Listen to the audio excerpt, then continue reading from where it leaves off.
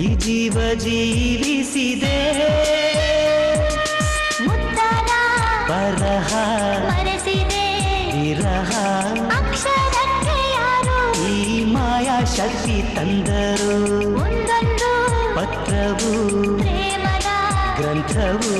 ಓಲೆಗಳಿಗ್ಯಾರು ಈ ರಾಯಭಾರ ತಂದರು ಓಲೆಗಳೇ ಬಾಳಾಗಿವೆ ಓದುವುದೇ